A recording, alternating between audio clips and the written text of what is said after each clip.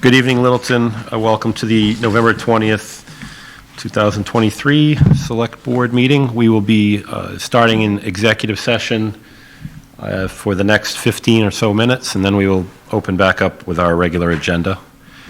So with that said, if I could have a motion to go into executive session. Move the Select Board vote to enter into executive session pursuant to Mass General Law, Chapter 30A, Section 21A2, to conduct strategy in preparation for negotiations with non-union personnel or to conduct collective bargaining sessions or contract negotiations with non-union personnel. Town Administrator. The Select Board will adjourn to executive session and will reconvene in open session after the executive session. Second. Okay, moved by Mark, seconded by Matthew. We'll do a roll call vote. Mark? Aye. Charles? Aye. Karen? Aye. Matthew? Aye. And I'm an aye as well. We'll see you in approximately 15 minutes for our regular scheduled meeting. Thank you. All right, welcome back, Littleton. We're in a delayed reopening of our standard meeting. We had an extended executive session. I do apologize. We're ready to get back on schedule, and we'll start with the Pledge of Allegiance. I pledge allegiance to the flag of the United States of America and to the republic for which it stands, one nation, under God, indivisible, with liberty and justice for all. Thank you. All right, we'll go over the agenda real quickly, kind of give an outline of it. We will start with Department Board updates and requests. We have Department of Public Works presentation. Department of Public Works vote to approve some stormwater asset management. Human Resources, we have a vote to approve municipal employee financial interest. An employee that works for the town that is going to be working for the town in another capacity as well. The town clerk vote to approve the request of Friends of Veterans for the Veterans Card for the Common. Then we'll get into public input member updates, go over some of the, obviously, our top things that are going on in Littleton, get some updates from that. Appointments, we have a fire department vote to appoint Sean Coffey to Deputy Fire Chief. We have a police department vote to appoint Douglas Landry as Police Lieutenant. We have the Economic Development Committee vote to appoint Sanjay Gowda to the Economic Development Committee. Pronounce that correctly. If not, I apologize. And then LCTV Advisory Committee vote to appoint David K. Astolfi to the LCTV Advisory Committee. Then we will get into Select Board interim town administrator updates. Vote to approve some regulations and policies, establish a flag policy or to start discussion on a flag policy for obvious reasons. Vote to renew lease with a veteran of foreign wars. Review and potential vote to authorize the interim town administrator to approve memorandums of understanding, which we've been working on this a long time, for grants and things. Review of notification of intent to sell land pursuant to Mass General Law on Buckley Road, the Webster property. Vote to authorize the interim town administrator to award a contract to Neshoba Security. And then we will approve minutes for November 1st, and then we hopefully will adjourn after that. So that being said, I think our first discussion is with the Department of Public Works. Right? Yep, just Steve? to very quickly just go through the mail. So just mail. Yeah, Sorry. the openings Apologize. that the board has. We've got a couple appointments tonight, which you just mentioned, Mr. Chairman, for the appointment to the LCTV Advisory Committee and the Economic Development Committee. Other openings that for board appointments that we're always looking for new people to come on. So if anyone's listening, please reach out to our office. That includes the Clean Lakes Committee, Economic Development Committee, one more seat there. Littleton Community Television Advisory Committee, one more seat there. 2 on the Permanent Municipal Building Committee, 1 for Sustainability Committee, 3 on the Transportation Advisory Council, and 2 alternates on the Zoning Board of Appeals. So again, if anyone has any interest, please reach out to the Town Administrator's Office or the Town Clerk's Office. As a reminder, if you want to sign up for any updates, please go to our website. You can sign up for a variety of different options and updates there, and it's an important way for you to stay informed about what's going on in town. And finally, this last piece, Shop HQ is being taken off of Comcast. So just part part of the correspondence to the board. So small change on that front. So that's it, Mr. Chair. All right, thank you. All right. Steve, good evening. I have to accuse myself of this. You're one of the private ways? Private way. How do I get on that list? You move into the right house. All right, thanks. Good evening, members evening. of the board. Stephen Yonley, Director of Public Works. This one. I apologize, go ahead, sorry. Nope, no problem. First part of what I have tonight is kind of two different things, but kind of lumped into one because it's the same topic on snow and ice. First part is the annual kind of approval of the plowing and sanding of private ways. As we know, the list is more or less the same. No issues on any of them, except for Cricket Lane. That's the one that, as I'm sure most of the members of the board, it was kind of off for a couple of years, or we took it off the year I came on board. Last year, they didn't file an application. This year, they reached out early. We gave them some conditions because we had an issue with some of the neighbors at the end, parking, that type of thing. So it's all in writing. I have it all. You know, we're all on the same page that we're good to go, but if there's an issue, you know, we're done. Steve, the highway superintendent, and Bruce, the general foreman, walked it with the residents, talked to them down there, so hopefully everything works out and we don't have any issues. But again, I asked the board's approval on the plowing and sanding of private ways. Mr. Chair, just to add, Steve did also provide us with the applications that came with these 16 roadways. So we didn't include them in the packet. It seemed a bit redundant. Yeah, it's quite cumbersome. But just for you to be aware of, both Steves have run a fairly thorough process in going through this and do, you know, really do vet this out for the board and try to avoid issues before they come up, as he talked about with Cricket Lane. Okay, I guess my only question is when I look at this list, I recognize all of them as private ways or private roads, but that last one, Wickham Ave. It's right over the Route 2 bridge where it cuts down. I mean, I know Wickham Ave, so Yep. it's beyond the, You know, on Whitcomb Ave, you go over the bridge. Yep. Those houses all have Whitcomb Ave addresses. oh, they do? Yeah. Okay, thank you, that's all. It just seemed weird to see Wickham Ave on the. Sure. Okay, got it. Nope. Thank you. So I just have with Cricket Lane and any of these, if there's a dispute, is there a formal process that we've documented, or how are we resolving if something comes up? So typically, we would try to address it myself or my staff. Yep. The Cricket Lane, the police, you know, were involved in all this, and then it was just, Yeah. so, Okay. you know, I'd be happy to bring a dispute right here if you want. You got it. Yeah. We try to keep it on the staff. No, I just wanted to make sure that whatever the Yeah, no, process is formal enough that people know what it is. Like, we don't need an MOU or anything like that. No, I'm not asking for Right, anything I know what like you're that. saying. I'm just like, Yeah. it should be documented enough that people know how, you know, if something happens, you know, So, what the process is. A lot of the stuff is spelled out in the application, Okay. where we go out and do an inspection, they have to fix holes, trim trees, do that type of thing. Then we go back and re-inspect if there were any issues. You know, most people get the green light. So, And most of them are also cooperative because they're Correct. grateful that the DPW in the town has this step Correct. in place, which, you know, right. We ready then? Yeah, I think so. Thank you. Move the select board vote pursuant to its August 28, 2000 policy on plowing, sanding private ways to approve the list of roads as recommended by the Highway Department report dated, is that the right date? October 31st, 2022? We'll call it 23, so, October, yeah, we'll go back, yeah, it's October 31st, 2023. the report dated October 31st, 2023 as follows. Approved without further conditions. Barron Way, Countryside Road, Cricket Lane, Deer Run Road, Neshoba Woodlands, Great Road numbers 504 to 512, plowing only. Green Needle Road, Neshoba Woodlands section, Green Needles Road, back half, Hiddenwood Path, Oak Ridge Road, Omega Way, Robinwood Road, Rock Place, Silver Birch Lane, Star Hill, Winged Cove Road, Whispering Pine Drive, Whitcomb Avenue. Second. Moved by Mark, seconded by Chuck. All those in favor, say aye. Aye. Aye.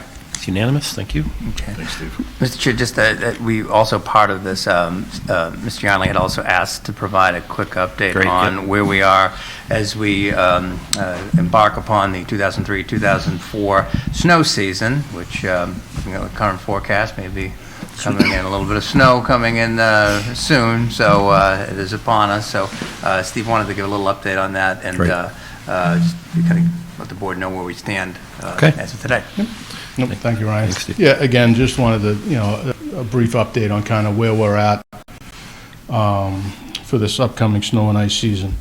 So here's kind of a list of what we do. Roughly 68 miles of roads, approximately 5 miles of private roads, the 4 school lots, all the town buildings. You add into that now, we got to keep fire lanes open, Indian Hill, that type of thing. So, a little bit more going on.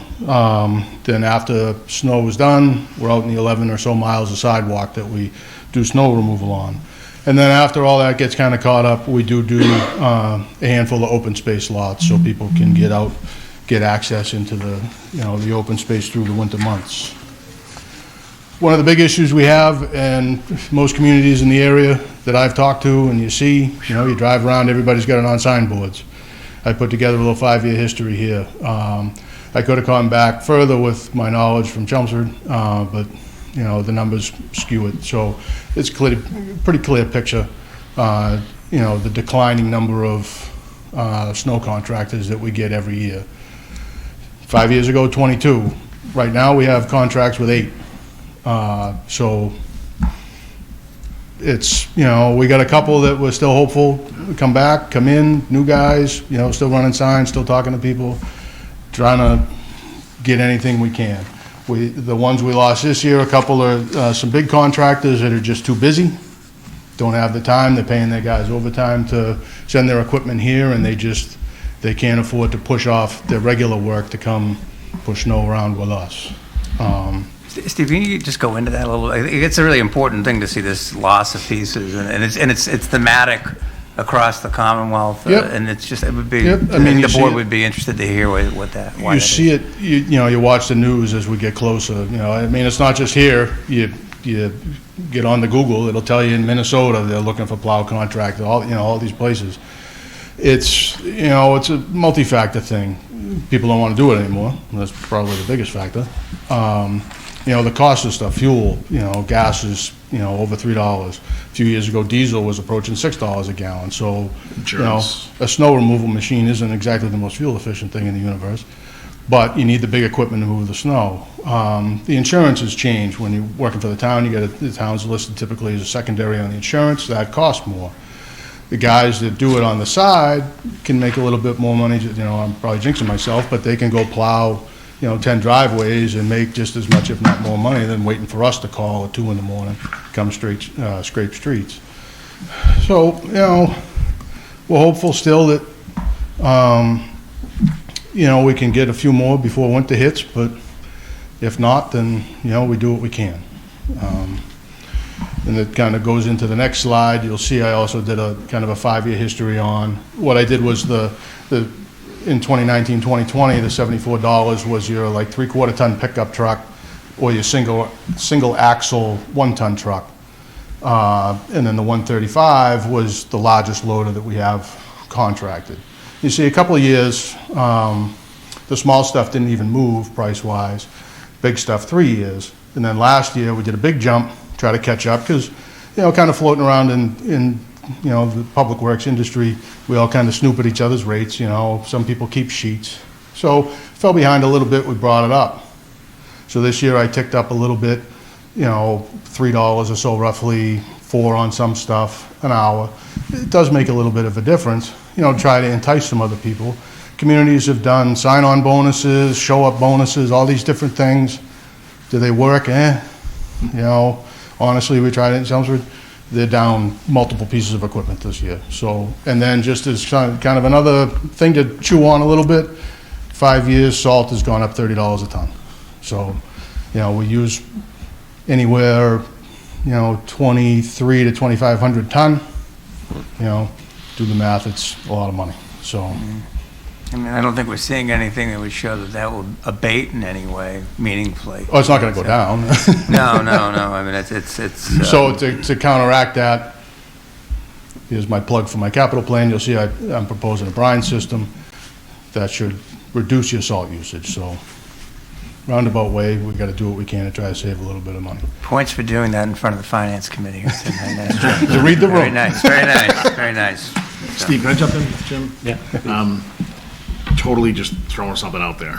J.C. Grounds came before us a few years ago to, they purchased the property, the old storage facility on Taylor Street.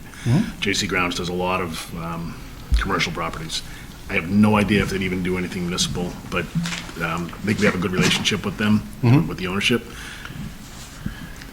Is it worth reaching out to someone like that? I mean, basically, this is already privatizing the plowing, right? Because we're not hiring our own employees, they're contractors.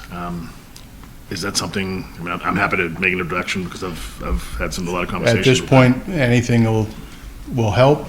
We had a signboard flying on Taylor Street for about a month till we had to move it up to the transfer station just to indicate that they were closed on Veterans Day. You know, strategically placed because Cardillo's right there, a lot of trucks coming in and out. You know, we try to put them places where people will see them so they know, you know, we are looking for contractors. But, you know, drive around, you see a lot of communities with their signboards flashing. Yeah. You know, plow everywhere. contractors, or they're just looking for, Including the state. Yeah. On the highway. yep. Big time. So, and then finally, just quickly, you know, what to expect as we get going if nothing really changes. You know, I'm hopeful to be kind of fully staffed here in a few weeks, so that's good. But pretty much everything's gonna take a little bit longer. You know, the plow routes were broken up, so they were like maybe 2 hours, 2.5 hours. Now they might be 3.5. You know, they're gonna get bigger. So it might be a little bit before you see a plow come back for a cleanup pass or a second pass. In the past, the town has had equipment dedicated to school parking lots. That's probably not gonna happen. Those pieces of equipment that were in school parking lots are then also gonna be branching out into roads, because what good's a clean school parking lot if you can't get there? So we have to kind of prioritize. Will we still be looping through the schools, keep them open, keep fire lanes, that type of thing? Absolutely. But the piece of equipment at the high school might also be sneaking out the back, doing new estate, you know, that type of thing, just because we have to. Sidewalks are gonna take a little longer, just because everything else is taking a little longer. And you have to remember, the guys driving the sidewalk buggies are the same guys plowing and sanding and everything else. So they also need, you know, a little bit of a rest. And the contractors that we do have, we're gonna be holding them on a little bit longer, just to help clean up, you know, maybe task them with some different things, so we can break into the school parking lots and things like that. So it's gonna be kind of a fluid winter as numbers allow, and we'll do, you know, we'll just, you know, falls out of the sky, we push it off the street. But again, I just wanted to give the board a little bit of an update that we are down some numbers and kind of get out in front of it a little bit if things do take a little bit longer. Thank you, Steve. That's important to know. Any questions? Really good. All right, thank you. Okay? Thanks, Steve. Appreciate it. We're looking for, next up is the Department of Public Works, vote to approve stormwater asset management project contract with Ty and Bond for $147,000. Yep, so if, thank you again. If you remember, this project has been around for about a year, because the way the state's funding it through the Clean Water Trust and the State Revolving Clean Water Fund. We've received all our approvals. If you remember, I went to the Springtown meeting for approval. I was here a month or so ago to get the board's authorization for the town administrator to be the signatory on all the state contracts. Now we have the notice to proceed and all that from the state, so just looking for the board's authorization to enter into contract with Ty and Bond to complete this project. And again, it's a little better than 2/3 reimbursable grant. And just to remind, if I could, Steve, too, this was voted on as Article 18 at the May 1st annual town meeting, so if it sounds at all familiar, that's where this came from. So this is the actual request to execute the contract that was funded at town meeting. Okay. Everybody good? Dave? So the 40,000 was what was voted in May? That's what you're saying? Well, I think The cash match was cash match earmarked was- out of roadway repair funds, yep. Okay. That was my question, so. Yep. Right, Mark? Move the select board vote to authorize DPW Director Steve Yonley to execute a contract agreement between the town and Ty and Bond in the amount of $147,000 to conduct a condition assessment of the town's storm water collection system, including but not limited to catch basins, manholes, culverts, and pipes. Second. Moved by Mark, seconded by Matthew. All those in favor? Aye. Aye. Thank you. Okay, thank you very much. Have a nice Thanksgiving. Good night. Everything's good, that's right. All right. Human Resources. Been seeing you a lot lately. Is that a good This is- thing or a bad thing? There's going to be a vote to approve of a disclosure by a municipal employee of financial interest in municipal contract. So explain kind of, without me reading this whole thing, is Sure. What's going on? So Michelle Vibert, Human Resources Director, pretty much there is an employee that already works for the town in the Park and Rec Department as a basketball coach for grades 3 to 8. What the employee is trying to do is also work for our public schools as a coach of the varsity basketball team. Per Mass General Law, you can't do that unless you file a disclosure and the board approves a special exemption. okay. Okay, so I guess my question, this isn't an issue if, say, a teacher already in the school department and they also coach, they don't have to go through this process. This is because across the departments? Correct. Okay. It is, the law's the law, so. I know we've done this before Yep. as well. Oh, thank you for Yeah. Tyler for stepping up. Yeah. So, me. No, Good. Matthew's point, we have done it before. Yeah. Yep, go ahead. We're good. Move the select board vote to acknowledge a disclosure by a municipal employee of financial interest in a municipal contract and approve the exemption of Mr. Tyler Strange as a municipal employee in accordance with Mass General Law, Chapter 268A, Section 20B. Second. Moved by Mark, second by Matthew. All those in favor? Aye. Thank you. Thank you. Thanks, Michelle. I'd say happy Thanksgiving, but I'm going to see you A tomorrow. lot. All right, we're moving on. Town clerk, Diane. It's going to be something we have going on at the common with the Friends. Thank you. Oh, nice. Put the Wilsons on there, that was clever. Now I got to buy one. I was going to vote for it, but now I'm not sure. Good evening, and thank you for having me. So basically, the Friends of the Littleton Veterans would like to have you approve us being able to put cards, so that they're this size, which you have in front of you, and it basically states the person's name on it, their Branch. service, and on the back it reads, Littleton thanks you for your service, 2023 will be for this year. So we'd like to put them up on the commons. Hang them from the tree? Yep, and they'll have holes in them, and then they'll have ribbons, and they'll be dressed up a Great lot idea. better than what you see in front of you, but, and we'd like to do it starting the day after Thanksgiving, so Friday until January 2nd. Right. Diane, how many years of this? This is only the second year. Second year, so we just started last year. We Okay, started 'cause, yeah, last year, so yeah. I do remember it last year, so. When do the lights go up on the common? Is it pretty soon after Thanksgiving as well, right? Sunday. Usually they turn them on the Sunday of the bazaar, so the After the third. Okay, bazaar, so yeah. it's first week of The December. third, I think. Okay. Any questions on this? And just to give a plug, how do So they can veterans in contact- town? Yeah, so they can contact the Littleton Friends of the Veterans. We have a webpage, and then, or you can contact any of us directly, if not through Facebook. Great. All right, promotion. Move the select board vote to approve the Friends of the Veterans to hang veterans cards on trees on the Littleton Town Common from Friday, November 24th, 2023 through Tuesday, January 2nd, 2024. Second. Moved by Mark, second by Matthew. All those in favor? Aye. All right, thank you. Thank you. Thanks, Diane. We're going to move on to member updates and public input. So we'll do some member updates first. Who's ready? Karen, are you ready? You have anything? Nothing? Or you're not ready? Not ready. Okay. Mark? Sure. Like everyone else, I attended the Veterans Day presentation, which was very nice. And thanks to everyone, all of our veterans and the public that showed up.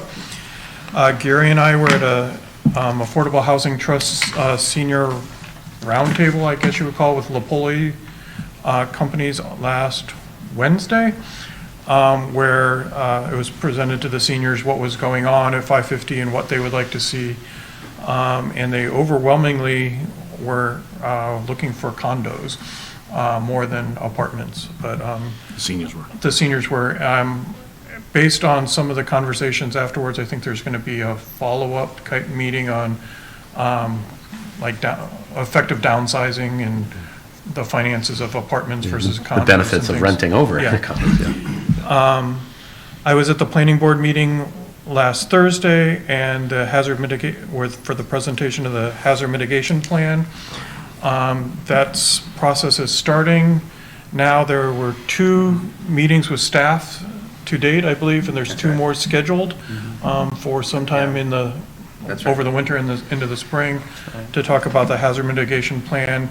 This is required by FEMA and MEMA going forward, and it will be coming back to us probably next July or August, I think they said, for our approval.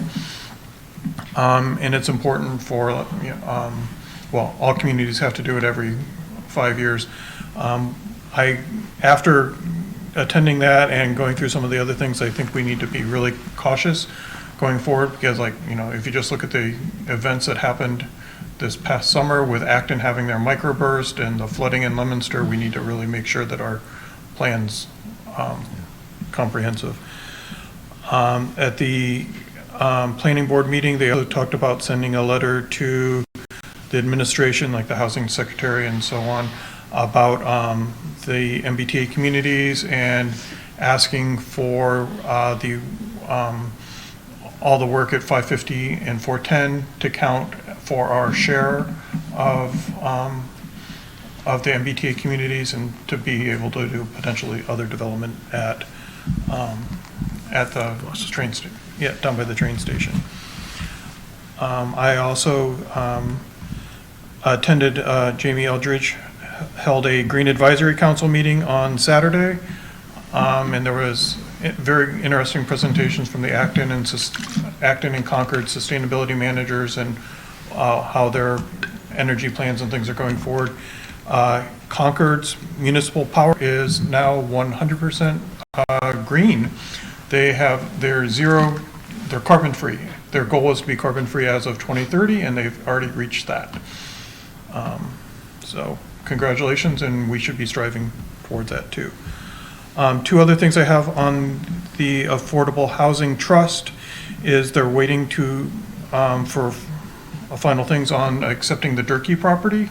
We're waiting on the approval of the fire department and insurance, I believe.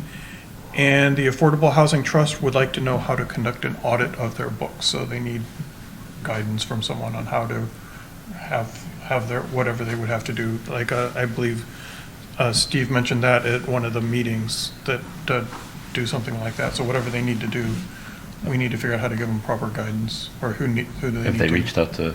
I don't. No. So that's all I have, Thank you. if that's not enough.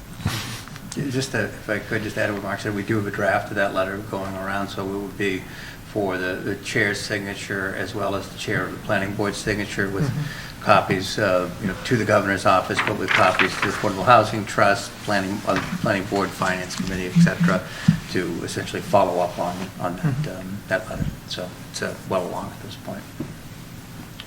Mr. Coast. All right, couple things. Mark mentioned the Veterans Day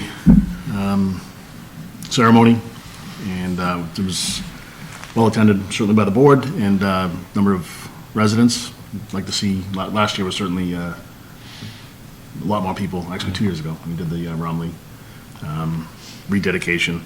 That is something, I did have some folks come up to me on Veterans Day and ask what our intentions were as far as getting it right. There are some folks that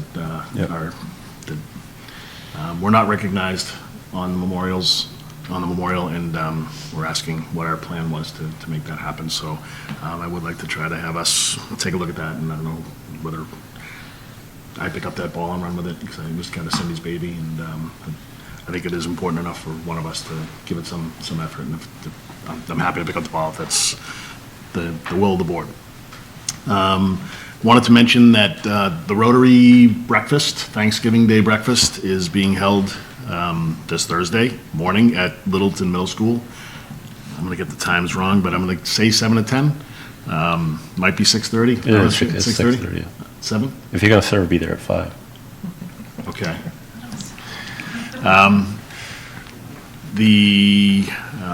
I don't even know what the price is. I think it's $7 a breakfast, but it's all to benefit the Littleton Scholarship Trust. So it's a great opportunity to have a little breakfast, get your day started, maybe go over and see the team play football against Air. And the last thing I wanted to mention is at town meeting, we had a pretty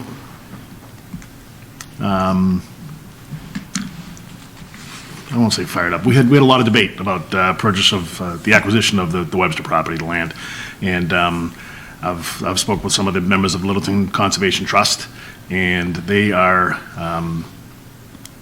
taking it pretty seriously, and they're working on doing some fundraising, and they've established a land acquisition fund with lots of folks donating to it.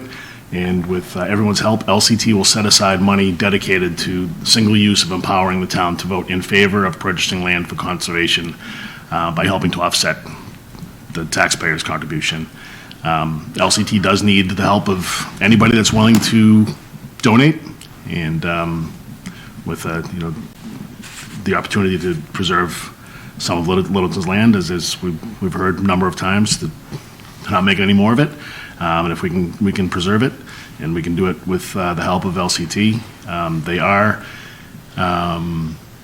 It is a not-for-profit organization. It is a tax-deductible donation to LCT Land Acquisition Fund, and LCT will actually double your donation, and it will match up to $50,000 of contributions made to the Land Acquisition Fund by midnight on December 31st, 2023. So you can sneak it in under the tax deadline. If you want to show your commitment to purchasing land in Littleton, kind of put your money where your mouth is, and reach out to somebody on Littleton Conservation Trust. It's called the LCT Land Acquisition Fund, and I'm sure that you can find it on their website, and they have a P.O. box you can send checks to, LCT Acquisition Fund, P.O. Box 594, Littleton, Mass. 01460. So that's my little plug. I know there's a lot of things that we're looking at in order to be able to put policy in place to, Mr. Chairman, you brought up some thoughts around that. So this is just another opportunity that can help to offset the cost of procuring land in town. So. Yep. Just to that effect, I would just add, certainly, Steve, the chairman of the Finance Committee, myself, and chairman of Conservation, Chase, we kind of preliminary got some discussion going on what that policy would look like before we present it, obviously, to our relative boards to get more discussion and really iron out some of these things, as it would be, at the end of the day, a financial policy change. So we probably have to, the Finance Committee would actually have to activate the Financial Policies Group, is that what I believe the name is? Mm-hmm. So, which does include 2 members of the Select Board on that. So just be aware that that's something that I think is necessary, and it's about time we reviewed some of the financial policies anyway. So, but that one is definitely one we want to get ahead of, as discussed at the town meeting. So, did you have anything else? No, I'm good. I just added on to what you said. Karen, please. Not a whole lot from me, actually. The Orchard Group, working group met on November 8th. It was an excellent meeting. We circulated a first draft for the RFI. And I've been working on revisions. Next draft will be going out at our next meeting, which isn't until after Thanksgiving. I believe it's the 29th. 29th. And then PMBC met, and sustainability as well. I popped into both of those meetings, and yeah, happy Thanksgiving. Matthew. I got my COVID vaccine about 2 hours ago. I want to thank the Littleton Veteran Community Volunteer Corps. Mm-hmm. Now I'm getting the name wrong. I feel so bad. Is it because of the shot? You're getting all confused. Yeah, it's a side effect. Apparently, but I do appreciate their efforts. It seemed to be very well attended, which is great too. And then on the Orchard, We unfortunately, we had a orchardist come out and look. So we have been meeting regularly with the Orchard Working Group. We're making good progress. Karen is working as well on getting quotes for an appraisal. We're talking to a company called Landvest who's doing the appraisal and working out the details of that. But we did have an orchardist come out, and he and his son looked at the trees that had blight on them, had fire blight that we've talked about before. And we, in the process of discussing that, he said in so many words that there are no trees left at the orchard that are worth saving, from a point of view of being a productive, fruit-bearing enterprise. Part of that is neglect, but a lot of it is that the trees have a finite lifespan. So even the stone fruit and stuff is no longer viable. It's no longer monetarily worth it to keep it in shape. So not only are we not going to remove the fire blight because at this point it doesn't matter. I just wanted everybody it only attacks healthy trees. Right. So we wanted everyone to understand where we're at with the orchard, and we continue to work on moving forward. But I think all of us are realizing it's going to be a big job, especially with the farmhouse needing remediation. But whoever takes that over is going to have a big hill to climb, and I want to make sure that the town is prepared to, if we do want to save this property, and I think we do, we may need to, do some significant work on our own, monetarily, or in some form of incentives to get that property back to where it was. So, not great news, but I am encouraged with the number of people who are showing up at those working group meetings. A lot of them are neighbors, but a bunch of people continue to show up and watch and give us input, and I think the rest of that group is very committed to doing what's right for the orchard. Great. So this gentleman that gave that information, so this is a professional opinion? Yeah, he owns an orchard. It's Okay. Sean, do you remember his last name? He owns an orchard. Sorry? Groton? Yeah. Yeah. So And his son. Or Okay. Sean and his father. walk the whole orchard? 'Cause I Yeah, know walk the whole there are orchard. some young trees that were planted, like you said, they do have a lifespan. I know that Yeah. there are some that are fairly young, so that. So this is what I heard from him. That's a pretty big blanket statement to say they're all, It could be that there are some that are salvageable, but this is what Okay. we heard from him. all right. Vast No. majority are not. In all likelihood, they're in the field that's kind of down behind the home. Yep. Where the donkeys were. Right, that would be where you raise the they were doing smaller a lot of trees. experimenting and crossbreeding and that kind of thing. They've, give them our thanks because they've been out a few times. They have. All right. That's it. Need some good news out of that eventually. Well, we have been speaking to some people who are interested in it. I think that we go out with an RFI, we're going to get some good responses, and we're going to tailor the RFP to what we receive from people who respond to our RFI. Okay. So we're not going to go out with any kind of plan in mind. We're just looking for the best solution to the orchard that we can get. Okay, Yep. thank you. So, do you have anything else? No, I did want to sit down with either one of you, or I guess it can't be both of you unless it's a posted meeting, but just get some thoughts on the state level. So. Okay. Thank you. Myself, let's see, I wanted to thank, the selection committee, I haven't been able to do that yet, so thank you formally for putting the candidates forward and going through the screening process. I want to thank the candidates that,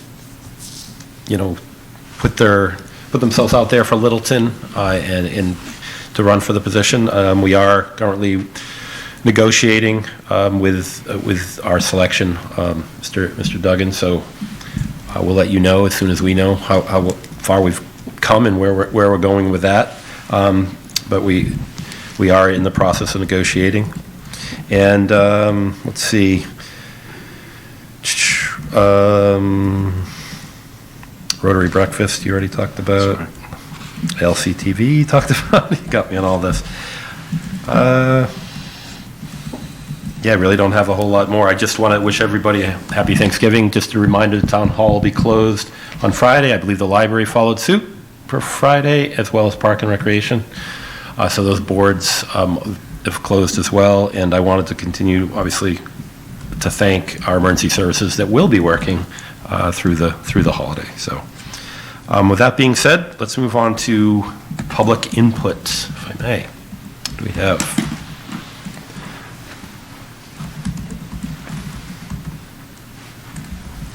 Thank you, Mr. Chairman. Steve Venuti, Finance Committee. A couple of weeks ago, I came to the meeting in order to help the chief assessor of the town get through her first tax classification hearing. She was nervous, asked for my support. And as I sat there waiting for the classification hearing, I heard a lot of comments coming from the board. And I was really taken aback by those comments. And I came up to the podium and I tried to address those things as best as I could. But like I said, I was so taken aback, I didn't answer the questions or the concerns that the board had the way they should be. So I rewatched the meeting and I've written down your questions and your concerns, and I'd like to answer them tonight. I don't mean this to rehash anything. Let's just put it out on the table tonight. Karen, I'll start with you. You said you were expecting a presentation to town that explained what all the options were for financing the project, and you were led to expect that was going to happen. We never had a conversation, you and I. No, we didn't, and I didn't allege that. Please. Mr. Chair, Yeah. point of order, may I respond when I'm directly addressed? Is this, you want this to be a back and forth, or you want to get the whole thing out and then If we'll it's address it? back and forth is Let's going to go- take a long Let's let it go time. through and then you can respond, okay? Just write down what you're, We typically Thank you. respond. I never talked to you, nor did you talk to me about what was going to be presented. As far as I know, no one from the Finance Committee talked to you about what was going to be presented. So your concerns and your expectations, I'm sorry they weren't met, but it wasn't coming from the Finance Committee.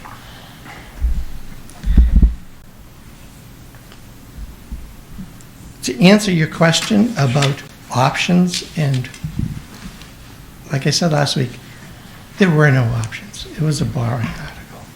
And we went through the three reasons why the Finance Committee said no to that. And whether it was a borrowing, cash, or taking money from stabilization, we wouldn't support the article. It would have been the same 6-1 vote for any of those things. Because, number one, it was $800,000 over the appraised value. We couldn't use CPA funds, and it set a bad precedent for future open space purchases. It's exactly what I said at town meeting.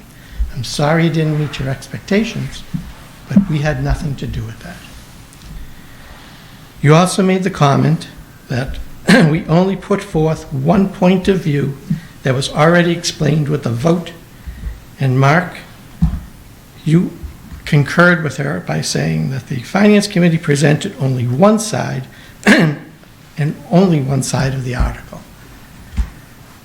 This one I scratched my head at because I don't understand it. I really don't. Why is the Finance Committee encumbered to present two sides of an article that we voted 6-1 not to support? I really don't understand that. The Finance Committee job at that point in time at town meeting is to stand up at town meeting and explain why we voted 6-1. What was the reasoning that we came up with that conclusion? Not to say both sides of the argument. It was, I didn't hear anyone from the board talk about or criticize the Conservation Commission, who gave a 10-minute talk before we did about purchasing the property. They didn't go over and say both sides of the argument. Matthew stood up and gave his reasons to purchase the property. I didn't hear any criticism from Matthew that he didn't talk about both sides of the article. Why is it incumbent upon the Finance Committee to do that? I simply don't understand that rationale. even the town moderator, when he introduced the Finance Committee after Conservation spoke, said, now for the opposing point of view, here's the Finance Committee. He understood what a 6-to-1 vote against an article meant. I really don't understand what that comment was for. Matthew, you said we presented the article as an either-or choice, and it wasn't entirely fair. I respect your opinion, but I disagree with it. I think it was entirely fair and more so very accurate in what we portrayed. The things that I talk about, that list of items that seem to be so controversial, and somebody called it a scare tactic last week, or last meeting. Those things shouldn't have been a surprise to the board. It's been out there. Everybody should know about it. Maybe Karen doesn't because she wasn't involved in the budget process last year. But everybody else should have known. Those things weren't surprises. This budget process is going to be difficult, as I said. I don't want to say things I shouldn't be saying. We're going through the numbers now.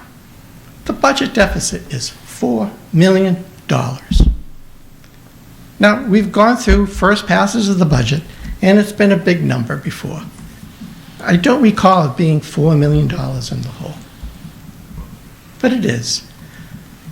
What makes this part different, this year's different, is the makeup of those expenses. I ran through those items: debt service, contractual obligations, the betterment. We have to pay the debt service on the sewer while it's through construction, and I didn't even mention that one at town meeting. Those are big numbers. Those are things we need to pay. You know the process. You've been a select board member for 3 or 4 years now. This is going to be your 4th or 5th budget process that you're going through. And everybody's been going through them. Ryan's going to put the budgets together, compile the numbers. He's going to bring it down to a balanced budget. And he's going to give us a list of the items that he cut out of that budget. And we're going to meet with the departments, and we're going to say, this thing that Ryan cut really deserves to be in the budget. And because we have a balanced budget, we have to take something from the budget piece and move it over. That is an either-or choice. Any decision we make on the budget is an either-or choice. We've been doing it for years. I don't know what's different about this purchase that you were surprised that it was presented as an either-or choice. We laid out those things. We said the Finance Committee's opinion is that that purchase would be at the bottom of the list. And you'll see when we get the data, and you'll see when we make the cuts. And we can have an honest conversation after the fact, outside of an open meeting, to talk about what else you would have cut from the budget to put that extra $153,000 into the budget. I'd be really curious to see what you come up with, because it is an either-or choice. We prioritize things. We choose one over another because we don't have the funds to cover everything. Mark, you said the Finance Committee was being too political. Again, I disagree with that. I will tell you that, and I say this till I'm blue in the face, the Finance Committee makes decisions based on what we feel are the best financial transactions for the town, both today and into the future. We don't let politics or friendships or anything else get in the way of our decisions. Is it possible that someone can construe or think that our decisions are political? Absolutely, I can see that. We're making decisions about departments against departments for expenses, projects against projects for capital funds, articles, yes or no. Whoever is on the other side of that decision can raise their hand and say, up there being political because I lost. Just because you say it doesn't mean it's right. I think we're above that right now. The last thing you said is the thing that really got me, is that the Finance Committee serves a similar role as the Nagog Orchard Working Group and makes recommendations to the Select Board. We've gone through this with Select Boards in the past. We've had this argument and this discussion over and over and over again. Last week at your TA interviews, Matthew, you asked the question of Clancy. Out of the blue, you asked him directly, what is the role of the Finance Committee in the budget process in Billerica? Now I'm watching this at home and I'm saying, that's an odd question to ask somebody when you're trying to find his qualifications to be a TA.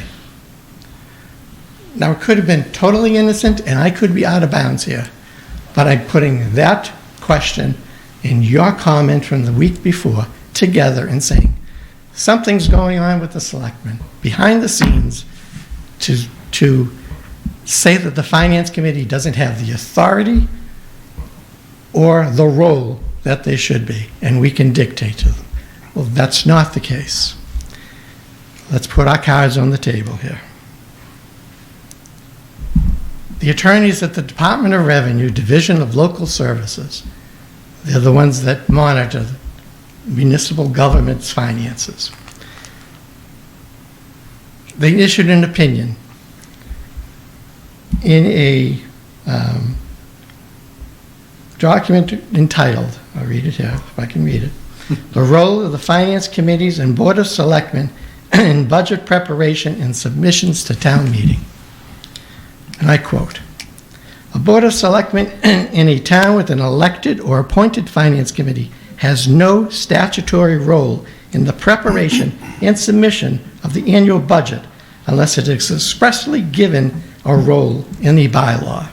If not, the Finance Committee is responsible for preparing, submitting, and distributing the budget under General Laws, Chapter 39, Section S16, and Chapter 41, Section 59, and Section 60. Our town bylaw, under the town administrator, item number 6, says that the town administrator is responsible for the budget process. Now I can put those two legal documents together, our town bylaw and general laws, and I can come to the conclusion that the Select Board makes recommendations to the Finance Committee. We don't want to operate that way. We want to work together in forming the best budget for the town as we can.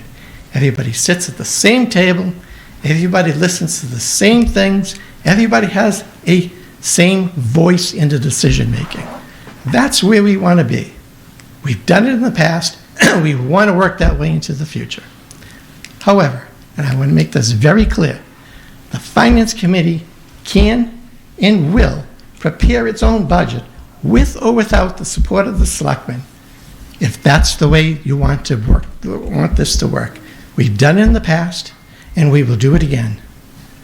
Again, we don't want that to happen. We want to work together. Airing our dirty laundry in a public meeting like this is not a good look for our committees. We should be above that. You have something to say, you didn't like the way something went down at town meeting, pick up the damn phone and give me a call. We could have hashed these things out instead of spending and wasting our time talking about this. Mr. Chairman, the ball is in your court. If your committee decides that they want to work together, Ryan can post a joint meeting and we can talk about the budget when the data comes up. If not, we'll do it ourselves. Thank you. All right. A few things. I will say, Chairman, I don't think that's probably the best forum, just to use the public input session. This probably truly should have been a joint meeting where we could actually, because it kind of draws dialogue. So now I have to decide whether I allow each member to speak when I really think we should probably hold a joint meeting to discuss some of these direct issues where, give our members time to think about what they. Last meeting. Yeah.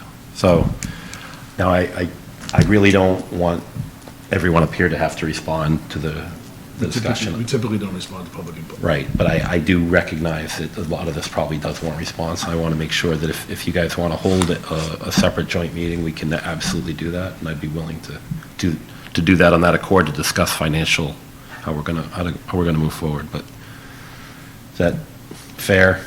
I don't want to put everybody on the spot with a response when I know everyone's probably, I mean, are you comfortable with that? One way or another, we should have the conversation. Yes, I you know, agree. So yes, if a joint meeting, I think it makes sense. Yeah. Where you can write your thoughts all out. I know Karen was writing there, but let's write out your thoughts and we can get it in a meeting. okay. So, once again, I think the public forum was kind of a weird way to put it out there. I understand why you did it, but it was as the chairman of the finance committee, not as Steve Venuti, public resident, that's all. But let's get a joint meeting together and discuss this so we can hash out these things. There's no reason for us to be butting heads or going against each other when it comes to the budget. We're a very healthy financial community. We're in very good shape. But like all communities, we have enormous challenges, post-COVID, pre-COVID, and we've got a lot going on.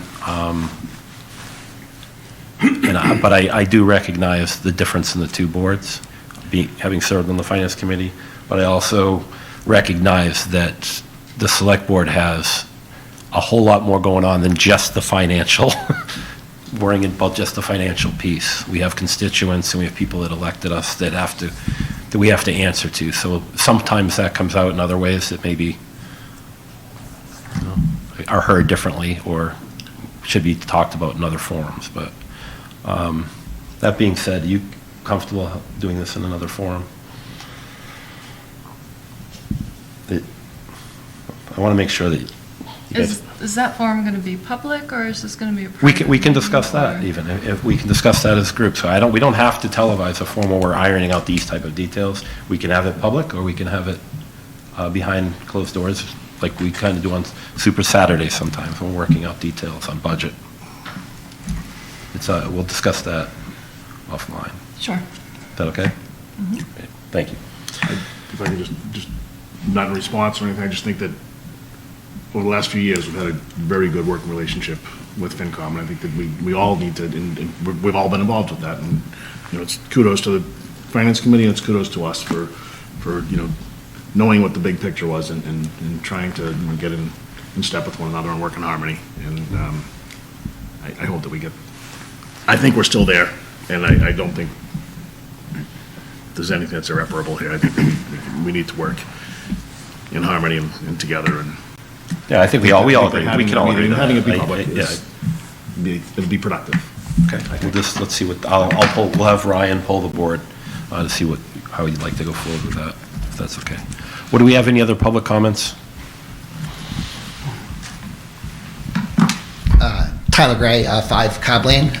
Also a member of Finance Committee, but I'm speaking as a citizen. I would just love to encourage folks to come and participate, right? I mean, we on the Finance Committee have the privilege of being appointed by 21 elected officials, right? So there's 4 elected boards and the town moderator that appoint us. So it's great to have that broad insight. And I think, I would love to, I was surprised to hear that people at town meeting didn't feel educated or felt like they had enough information. So I would love to encourage the public to come out and help us to better articulate that, right? I mean, whether that's communicating with the elected boards that appoint the Finance Committee, schools, Board of Assessors, the Select Board, Littleton Water, and the moderator.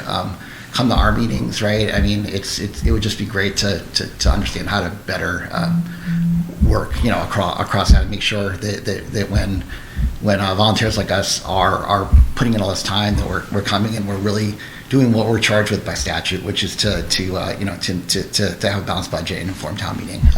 Because ultimately, it's the voters, for us that elect our appointed boards and elect school committee, select board, etc. So that's all I had. Thanks. Thank you. Thanks, Tyler. All right. If there's nobody else, we'll move on to our next agenda item. All right, on to some appointments. This is some good stuff. So we have a fire department first up. Evidently one underdressed fire chief tonight, but that's okay. Wow. I'm just judging by your company. He's just trying to elevate Sean's look. What is he says? Should I wear a suit? What am I going to say? No. Mark's favorite. He loves that Should kind always, of suit you know. coats. Just like hazing. Dress for the role you want, but evidently. I should tell HR I'm being hazed. Yes. All right. Good evening, Mr. Chair. Tom Clancy, interim fire chief, and I'm here tonight to ask the board to help me appoint Sean Coffey as my new deputy.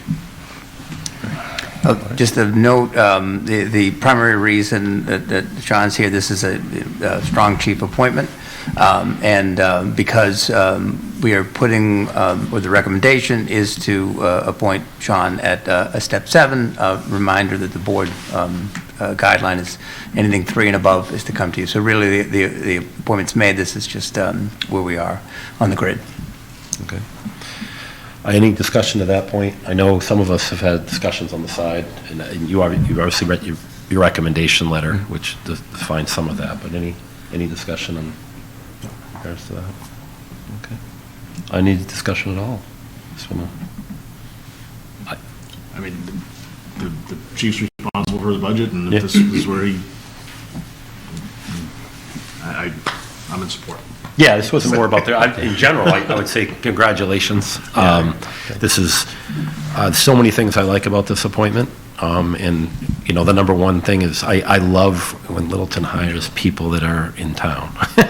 And I know you've been in town, but I mean, key management positions, it's great to see management develop their own. And especially in emergency services, it's so critical. So you'll abuse Sean. I know you're going to get abused, and you're going to respond much like the gentleman next to you on every. But it takes away my go-to move at budget when I say you're not going to get a chief and deputy that live in town anymore. No. So I just lost that move. No, you did. And for the record, we'll be open Friday at the fire department. I did. I mentioned that. I'm just saying. I did mention it. You were probably gabbing over that. He said it. Okay. I thank the emergency services for working through the holiday. But no, thank you, and great selection. That if you want to speak real quickly, just to what the process was to get to Sure, Sean. I'd love to. Thank you very much. Thank you. I have to say that when I was appointed deputy chief 9 years ago, it consisted of an interview and then a meeting with the chief. And we did it in-house. We were a small department, and it worked out well for me. But in this case, where we're a much larger department, we had candidates from inside and outside the department, and we ran an interview panel with 5 members who I tried to make it as diverse as possible, with a chief from there, a deputy from Westford. Karen helped out. Ryan was on it, and Deputy Chief Patterson, who, much like Karen, lives in town. So they interviewed, and from that we took 3 of the top candidates and we moved them to an assessment center where it was held here at the library, and it was 3.5 hours each, with written exercises and HR, a gamut of what you can expect as the second in command of a fire department. It was 3 fire chiefs from Connecticut that came up as part of the company that put it on, and HR Director Viva, she was part of the interviews and the assessment center, so she sat in on all of them. So it made it so where Sean finished first in both, it made it that much easier, and I'm very excited to have Sean on board. I think it is someone who's spent his whole career like I have at the Littleton Fire Department. It's a good thing to have, because you know what you're getting versus outside candidates that you think might bring a different perspective, and then you get here and realize they might have left the other place for a reason. So this is a great move for Sean. But let me You know, he's all dressed up. Let me, Sean, get up here and say something to the board. Thank you very much. I just want to say thank you for the opportunity. Look forward to having fun, leading the team. Well, that's too bad, but Yep. he had a dream, but that's okay. That's okay. Sorry, I don't want to burst your bubble here. That's otherwise. Real talk from Ryan Furman. Yeah. So, happy Thanksgiving to everyone, and again, thank you very much. Mr. Chair, if I could, I just wanted to make a special note of thanks to our interim fire chief, as he reminded us at the floor town meeting. So with fire departments, you know, has been through a lot, and you know, I think seeing the chief here, you know, with Sean, I'm really optimistic about what this new team is going to mean for us, and you know, I know a lot about working with the importance of a deputy and a lead chief here, and that relationship is really important. And you both are going to be really counting on each other a lot to have each other's backs. And I'm really excited about having you aboard, Sean, and what that means not only for the chief but for the town in general. So it's a really meaningful appointment here tonight. And I'm glad that we can be here for. You know, for the town moving forward. It's a really important step, and so congratulations. Well said, Ryan. Yeah, well said. Congratulations. Let's hear a motion, get that out of the way, so. Move the select board vote to approve the promotion of Mr. Sean Coffey to the position of Deputy Fire Chief at grade 17, step 7 of the fiscal year 2024 classification and compensation plan for Schedule A employees. Second.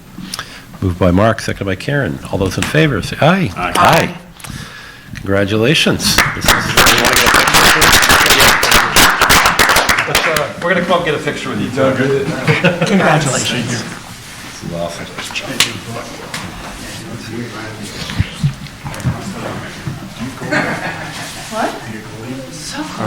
It was warm in here until we opened the door. Yep.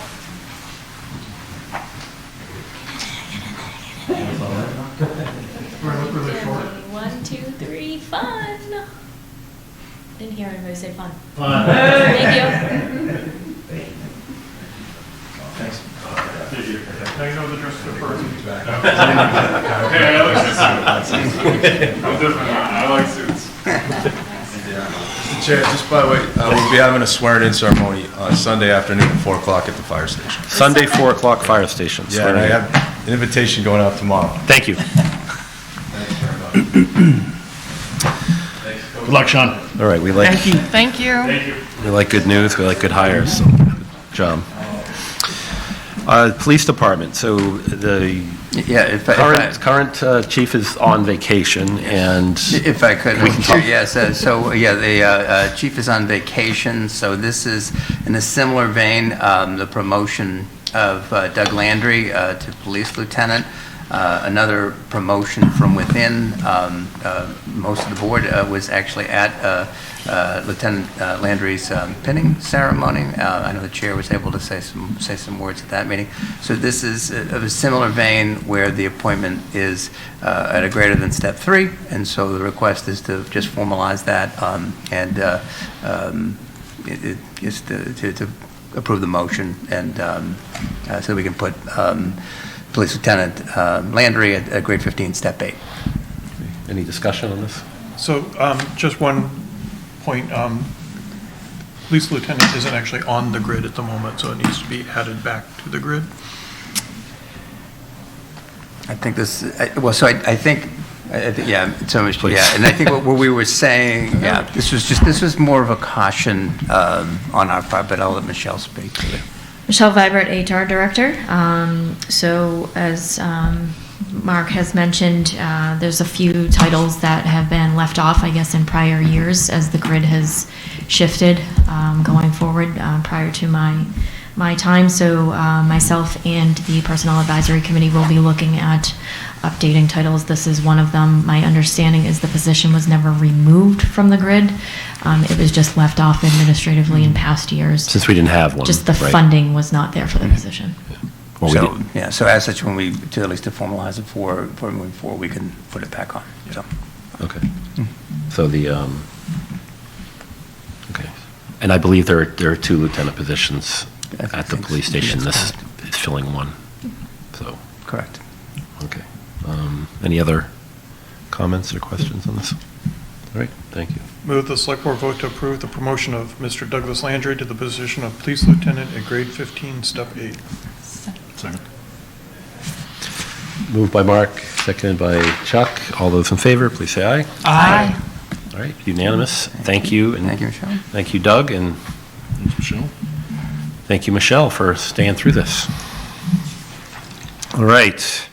Economic Development Committee, vote to appoint Sanjay Gowda in the Economic Development Committee. Any questions on this appointment? Many thanks, but no questions. Okay. Exactly. So my only request is that I think the Economic Development Committee should take a move to not have... Recommend or not recommend? Or? No, I think I'm fine with this appointment, but now that they're fully staffed, I see. they should go to term limits, not unlimited terms like the other boards.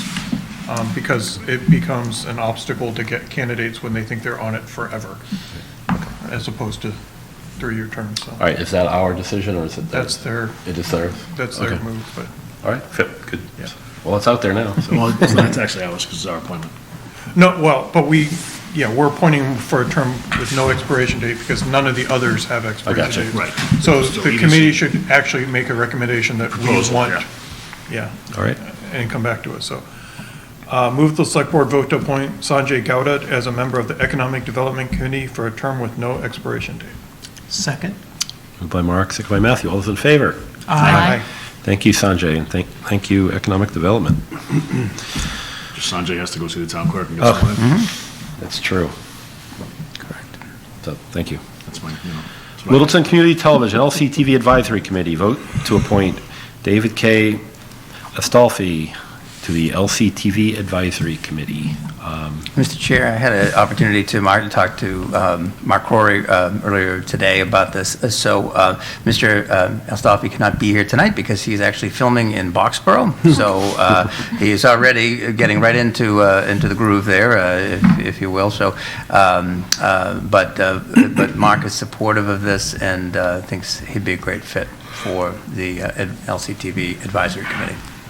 So I just have a question on this one in general, because he's effectively an employee of LCTV, but also on the board. and So, that's not a yeah, conflict. so he can do that. Mark also had indicated to me that he did sign an ethics disclosure about that. So that's been sent in, and so shouldn't pose an issue for Is he an this. employee or a contractor? No, he's our he's a new employee that's going to be covering Boxborough. Mm-hmm. Only if the director of LCTV was here, but I don't know. Yeah. Hey, that's good, Oh, pay no attention to the man behind the curtain. Thank you. That's what I say that. All right, I'll come around this way. for the camera. Yeah, the question, it's not an employee of the town, it's a vendor? Okay, thank you. Mm-hmm. You're right. Thank you, I appreciate that. Yeah, they're not an employee technically, they're just a contractor or a vendor. Thank you, Jim. Like we would do. So they're not, but because sometimes the Cable Advisory Committee does set the rates for our vendors. Okay. He would recluse himself from any discussion on setting the rate for that. So, Thank you. yeah. Thank you. You're welcome. Yeah, step up for you. Okay. Thank you. Oz. Okay, so move the select board vote to appoint David K. Astolfi as a member of the Littleton Community Television, LCTV Advisory Committee for a term expiring June 30th, 2026. Second. Moved by Mark, second by Matthew. All those in favor? Aye. Thank you, David. Town clerk. All right. Go to the town clerk and get sworn in. And I should have that on here on the agenda. All right, we are moving on to Select Board Interim Town Administrator updates. So, this evening, we want to, first thing up, vote to approve of update to Select Board's regulations and policies, Policy 3, Policy on Solicitation and Acceptance of Monetary and Non-Monetary Gifts for Public Purposes. So we definitely been reviewing this, and I know this has been talked about in previous boards, and I think we're here. So Mark, if you want to speak anything to it, I know we've discussed it quite a So bit. this is basically the same thing as we talked about last time with, I think the only change was this tangible property addition at the bottom was the only change from the last meeting, so that property valued at less than $500 can be at the discretion of the town administrator, and over that has to come to us. Okay. I think that was Karen, you added that, correct? Did you mention it? Yeah. I And just I gave you, believe the I give you policy- That sounded credit. really smart. Just give- That was me. The That's right. policy is otherwise, this is the same as what was presented Yeah. at our last meeting. Yep. So monetary gifts are at the discretion of at the administrator's discretion. And- Regardless of the amount, And $500 is the limit for tangible property. yes. Right. And Agreed. their- I think that's fine. Yeah, in their discretion, if it's questionable, it would Yeah. come before the board anyway. I agree. Yeah, I don't have any more, we've discussed this many times over, so this is great, to finally Thanks very much. see it across the finish line. Thanks, Mark. Move the select board vote to update the select board's regulations on, and policies, policy 3, policy on solicitation and acceptance of monetary and non-monetary gifts for public purposes. Second? Moved by Mark, second by Matthew, all those in favor? Aye. Hey, we just affected real change there, just saved about 10 minutes from every select board meeting. On behalf of staff, thank you. I will say that, I think we mentioned, there should be like once a month, we should have recognition as part of our agenda, and just, Yeah, we can just Yeah. post if that's that, on, say thank that's part of the policy. Yeah, right. So anything that we take in, it would be part of the update, so Yep. when we go around and Sure. the select board gives their updates to you, gives the update. Awesome. Yeah. Thank you. All right, next up, discussion and/or vote to establish a flag policy be added to the select board's regulations and policies. So this came up because there's been several communities that have had issues recently with groups asking to fly flags on their in their town on their town flagpoles, and if you don't have a policy, you can't tell them no.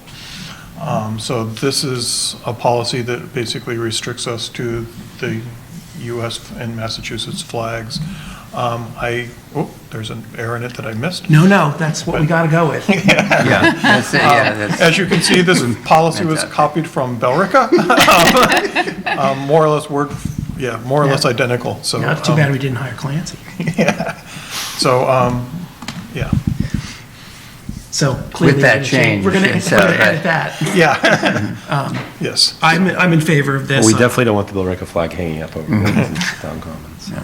I think, just if I may, I think the question then for the board is, and typically you'd wait a meeting before you could come back, but this may be something, of course, with the change of the town, that maybe you'd want to implement, tonight. I think I'm comfortable with it. I would say this doesn't preclude ceremonial type flags for groups that might want to use the common and put up their own little flags, but that would have to be at the discretion of the select board anyway. So Right. This is To get the specific. approval, yeah. Yeah, to get our approval, so this is specific to our flagpoles in town, so. I agree. I'm everybody's comfortable ready. voting. I'm comfortable voting for this tonight. Yeah, Yeah. this has been on my radar for a while. Great. Okay, as amended. Has a minute. Okay, thank Please. you, just wanted, okay. Let me get I that don't up. know, let's just leave it Billerica. Yeah. That's what I was saying. Thank Move to the select board vote to establish a flag policy to be added to the select board's regulations and policies as amended. As amended. Second. Thank you. Moved by Mark, seconded by Matthew. All those in favor? Aye. Great, and thank you to all the towns that have run into trouble to push, paving the way for us. paving the way for us to make these regulations and policies. Taking the punches. All right. Vote to renew lease with Veterans of Foreign Wars, VFW. We talked about this, post 6556 through June 30th, 2026. And Brian? Chair, if I could, you can yeah. speak to why it's a 3-year. So we had talked about this at our last meeting, and the outcome was to give me the charge of about updating the lease with a 5-year extension. In speaking with town council and having them review it, there was a $35,000 threshold with that, so we scaled this back. So this is essentially a a 3-year agreement to get back, and also to get back on our fiscal year scale, so, or schedule, if you will. So, so this really becomes effective as of June 30, effective as of November 30 of 2023, and would extend through June 30, 2026. So it's slightly different than what the board had given me a charge for, but so as to remain legally compliant, we just scale it back a little bit. Okay. Okay. Thank you. So it's like 2 years and 8 months, something like that. Right. So, I actually, I don't think this agreement is quite right, in that the way I read, item number 1, we're authorizing the users of the VFW to use the VFW. It isn't authorizing the town to use the VFW. It defines users as, above it defines users as organizations basically associated with the VFW, and then it says, and then item 1 grants users, it doesn't grant the leasee, which is the town.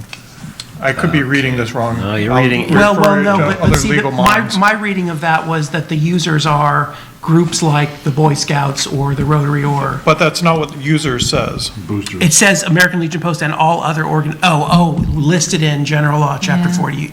Okay, Which I have not had a chance to look up. that's that's right. All right, so Okay. let's, I want to get this voted on, so let's amend some language real quick. I don't That's think- what I don't know how, I mean, if. To include, it would be to include. Subject to, It could be the, in item 1, it could be the lesser grants to the lessee or something, right? as deformed by town council. Just, Yeah, that way we can improve it and Tom can clean it up based on We that. could add we could add a subclause in the third recital.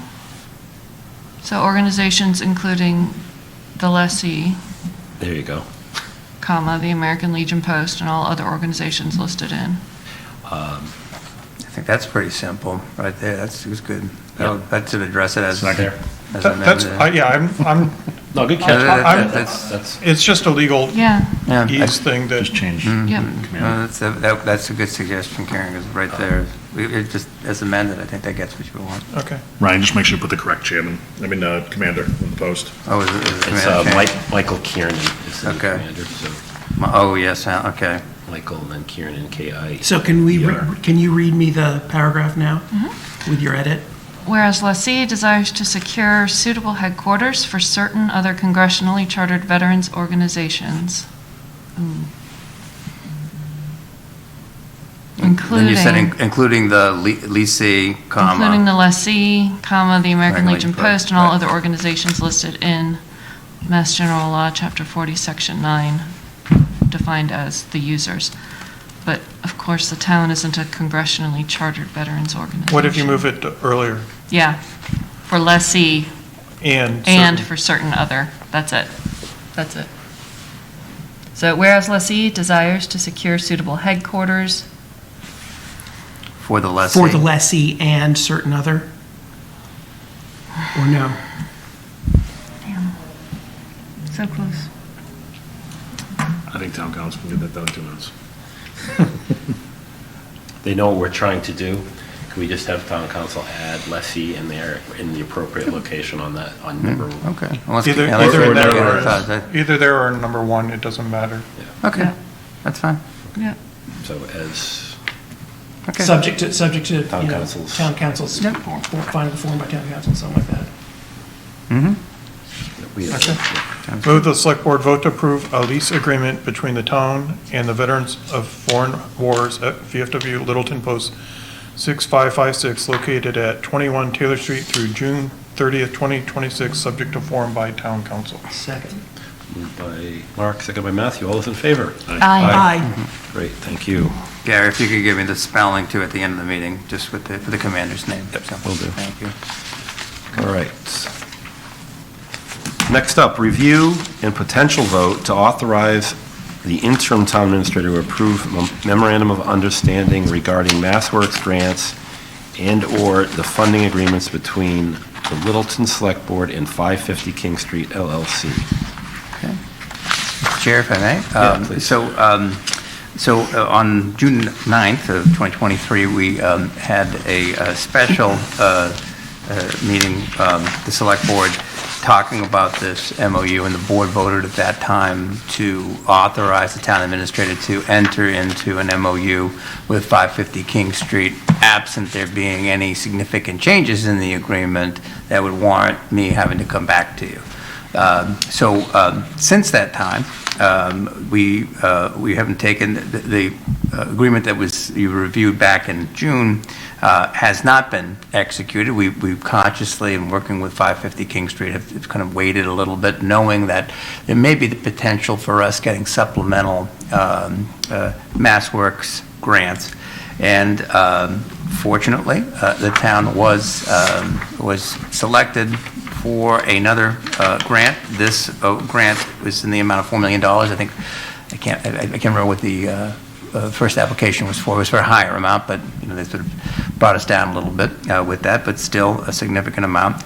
So what you have before you is essentially a commitment by the town to basically move forward and allocate the we've got $9.5 million in the first swath, and then the $4 million in the second swath of MassWorks grant.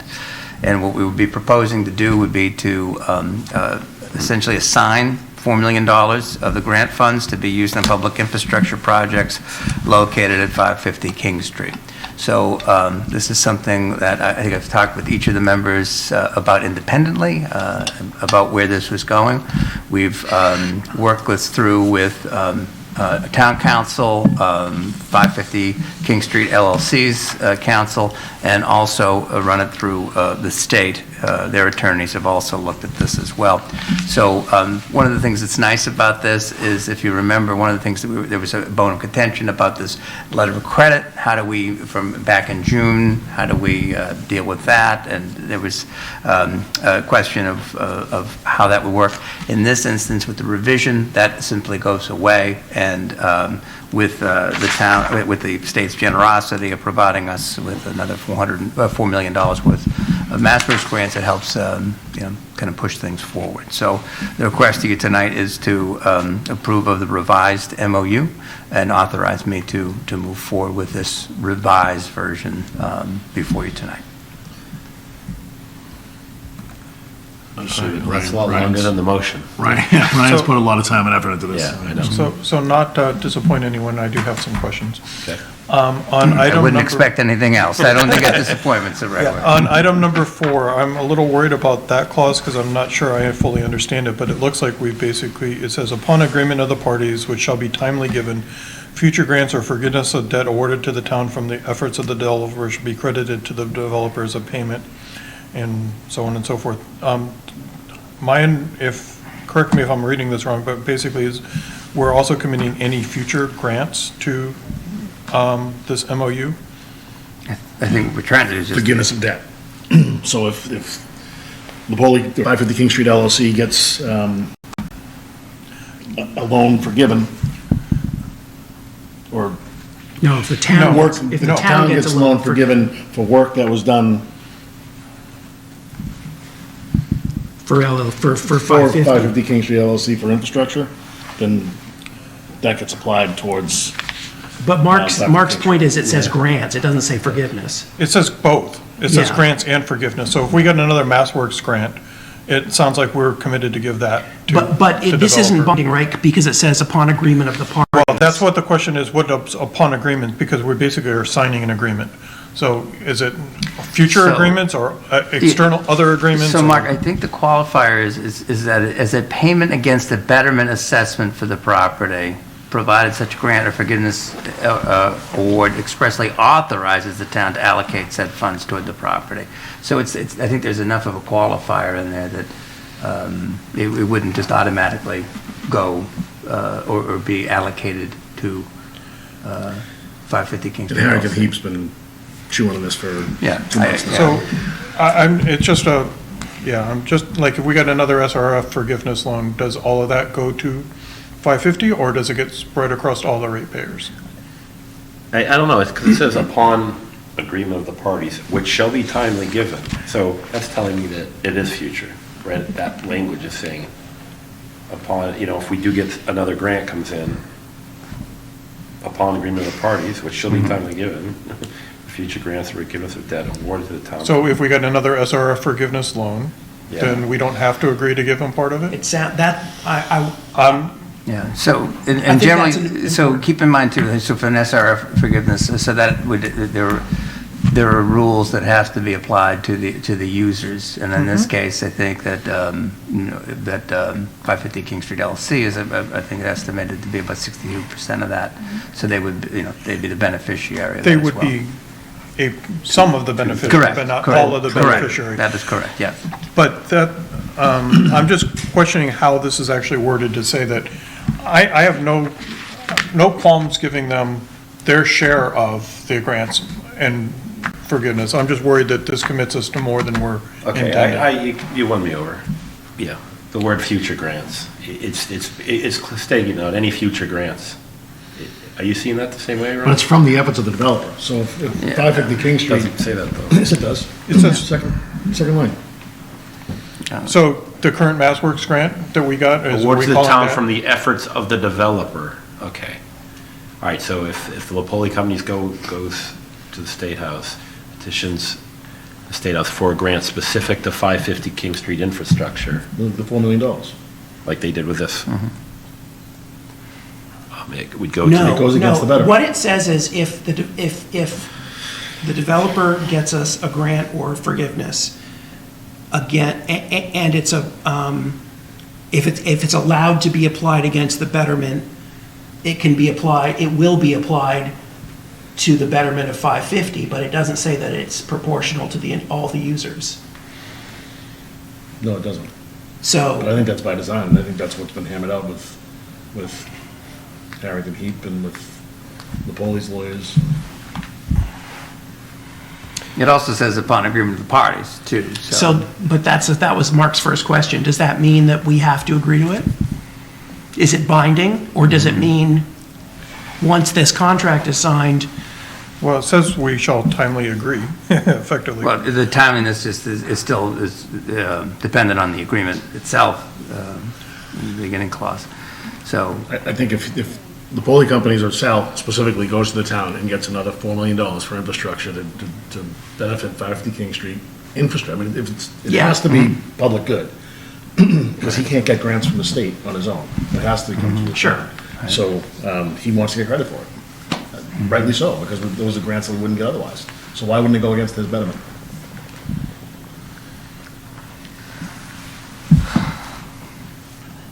A grant that we wouldn't have gotten otherwise, and we're getting it public good. There's benefit to the town, because there's going to be infrastructure built, whether it's a left turn lane. Sure, but or- if we're getting a grant for the sewer project, why wouldn't we reduce everybody's betterment based on that amount?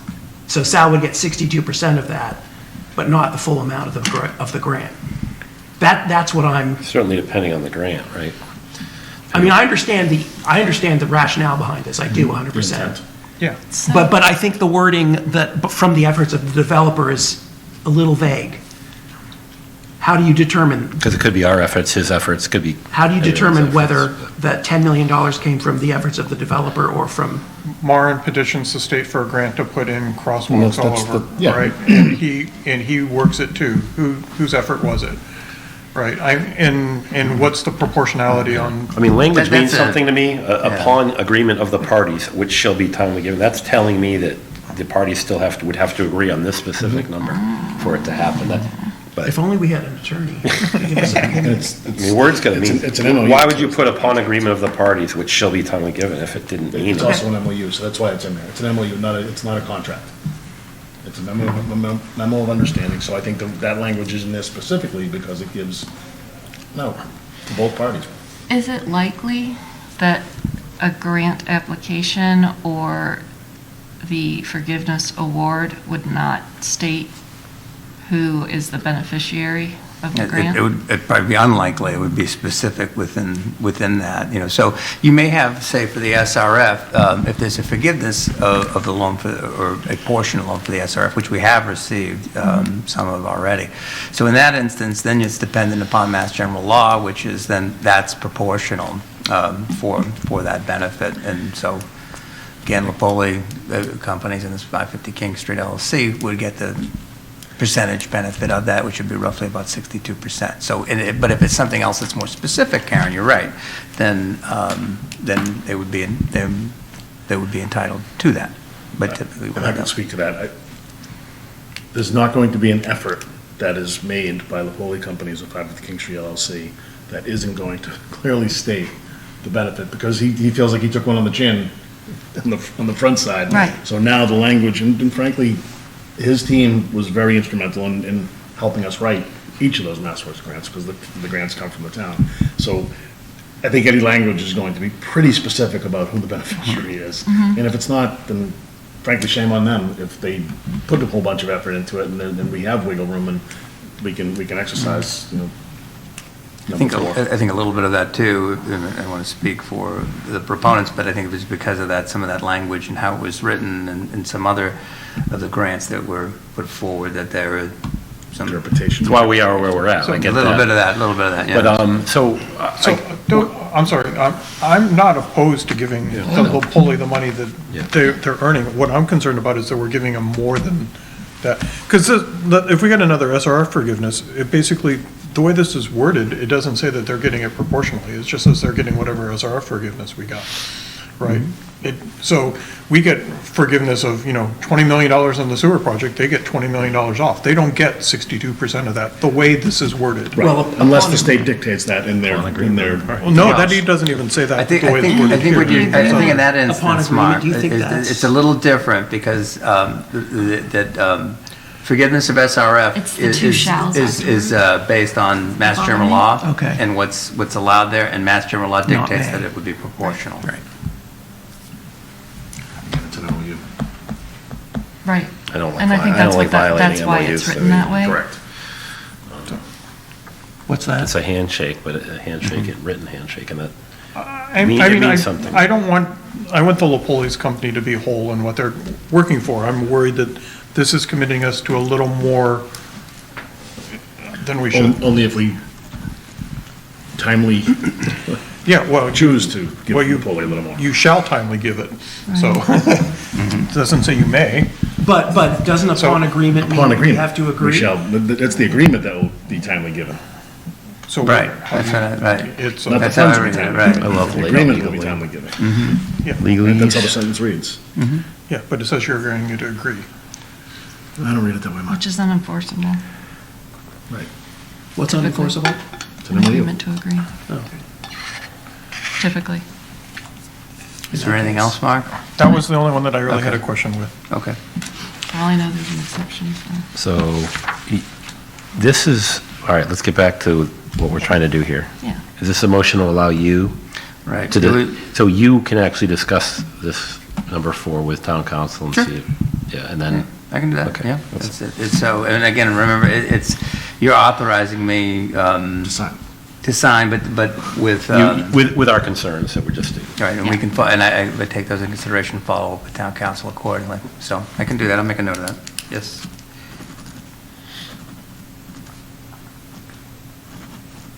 All right. Any other, that was it? Yeah, I mean, if it's, even if we just add consistent with the grant application or application for forgiveness, and then we just make sure that when we're applying, we say who, who should be who will be the beneficiary if granted. Yeah. That's a good point. Right. Because we would apply for the grant. That's what that's what I was sort of getting at, is if, And the last one, Granted. the last one was specific to 550 King Street infrastructure. The first ones were very vague. Yeah, Basically just said That's right, which yeah. is why the Yeah. King Street project. so as long as we're specific with the application, then Right. the money is granted Yeah. pursuant to the application. Right. I think we'd be okay. If we weren't talking zillions of dollars, this wouldn't be a big thing. This is the biggest project in Middleton. Move the select board vote to authorize interim town administrator Ryan Farrar to execute the memorandum of understanding MOU between the Littleton Select Board and 550 King Street LLC as presented at the November 20th, 2023 Select Board meeting. Second? By Mark, seconded by Matthew. All those in favor? Aye. Thank you. Okay, almost done here, getting through. Review of notification of intent to sell land pursuant to Mass General Law at Chapter 61A, Section 14, Bulkley Road, Littleton, Mass. This is the Webster property, 33 Bulkley Road. Letter from Perkins and Ansel, which you all have in your packet. May I, Mr. Chair, just to Yeah, tee please this off? give So as a reminder to the board, the property that we discussed purchasing at the special town meeting on November 1st is what they call chapter land, and under chapter land, basically the town gives a property that is under chapter land. It allows for different exemptions. In this case, it's forestry, I believe. And so in this case, that party is receiving a discounted tax rate because they are leaving that as open space. If at any point the party was to seek to change the use of that parcel, then they are to come back to the town and provide the town with right of first refusal to purchase said property. So in this case, the day before town meeting, the letter from Perkins and Ansel is in your packet, was basically offering this to the town. And this is sort of separate from the vote that we took at town meeting, because this is the legal requirement that they have to put this to the town. And then it's from that, it's 120 days that the town has a right to take action on that. I would note I also share with the board separately, it's actually not in the packet, but share with you separately that town council did point out that the notice I'm just reading from the letter, the notice provided by the Websters does not meet the requirements. Specifically, the notice lacks a statement of proposed use of the land. So technically, it is deficient, but not necessarily a fatal flaw, something that they could fix, but something the board might want to keep in mind if you wanted to delay the clock. So just to read to you from the letter from town council, select board should determine if it's interested in acquiring the property. If the select board has no interest, it can issue the waiver, even if the notice is deficient. If the board wants to acquire the property, we should discuss how to best approach this matter, including whether the board will accept the deficient notice or reject it and require a new notice. If the board would like to exercise and assign its option to purchase, it must first hold a public hearing. That's also part of the technical piece. This is not the hearing or a publicly posted hearing. A hearing, while best practice, is not necessary if the town is going to waive its option to purchase or vote to find that the notice is deficient.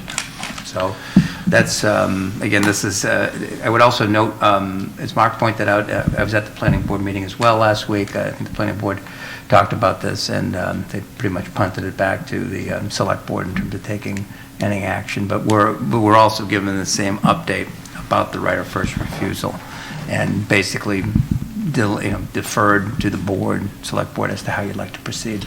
I guess, I wanted to talk about this particular, the possibility of extension on something like this.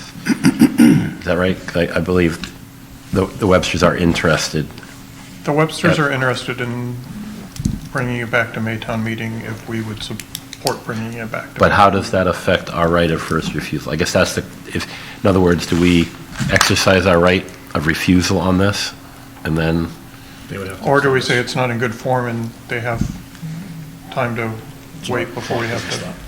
Right, I mean, either way, what's the will of the board as far as where we're going here? So if the Websters are willing to wait, now, when we talk about town meeting in May, that would be for a 2/3 vote to put it on the warrant. Put it on the ballot. Put it, well, no, Potentially. put it on the warrant with the I guess, precursor that it passes ballot. Because you have to, the warrant has to come first, so you have to have a payment method, which is an override for the town. So it would actually be linked to the ballot question. In other words, if it doesn't happen, They then. both have to pass. So, but that being said, I just don't, my question, I guess, is still, is the right of first refusal, okay, so we refuse as a board, or we just exercise our right to refuse the property, how does that affect it? Yeah, I think it's, the board certainly could do that, but it sounds as if from what Mark's saying is there are ongoing conversations. There is. So even if we were to, to exercise that right, it doesn't stop us from still having conversations if this sale does not go through. All right. 120-day clock for us to execute, right? Right. All right, so I would rather wait to get the details, because I know Mr. Webster did try to reach out to me as well, just to kind of define some of this discussion. I know you. He So did- the clock doesn't start until we now. Take action. Well, actually, if the paperwork isn't in order, then the clock technically hasn't started, right? Correct. So has anyone reached out to the Websters and told them that the clock hasn't started? Well, anyone is the select board. The select board has, so that's why I'm coming to you to say, here are your options, and then. Yeah, I just want to know the intent of the board, because whether we say it's not in order and we get another 5 days or 2 days when they correct that, or not, what's our end goal here? So if it's, we can say that it's not in order so that they can't actually start it, and then whenever they put in the final paperwork, then then the 120-day clock starts, right? Not until we take action.